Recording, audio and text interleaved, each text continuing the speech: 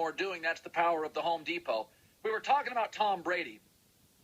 And I've gotten a ton of emails this morning from New York City because he used to live in the city. People have seen him. And it's really interesting. A guy emails me named Callahan. He says, the reason people don't like Brady and they're tired of him is that he's not relatable to a more common life. Married to a model, lives in a mansion. It has a moat.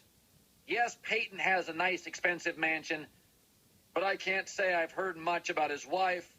Hilarious commercials, products that I use, seems more down to earth. No, he's branded himself more like you. He's placated you, which is brilliant. I'm not anti-Peyton Manning. I'm not anti-Michael Jordan. If you listen to this show, it's pretty easy to figure out what I do. I take people who never get criticized and tweak, and I take people like LeBron who get too much criticism, and I defend. I've said Brady gets too much angst, and Manning gets too much love. They're very similar creatures. They're super competitive. They're both all-time greats.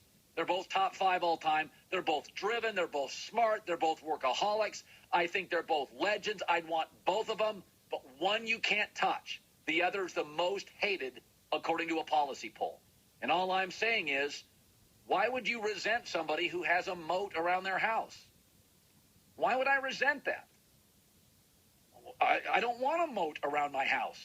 I'm afraid of alligators. Why resent stuff that you'll never have? I don't get it. Mark Cuban's got a life I'll never duplicate. He's awesome. He's a relatable billionaire, but he's not really relatable. He flies private. He owns an NBA team. Just because he wears T-shirts, he's not me. You're not Peyton or Brady. One wears Uggs, one eats Oreos. The truth is, you don't relate to either of them.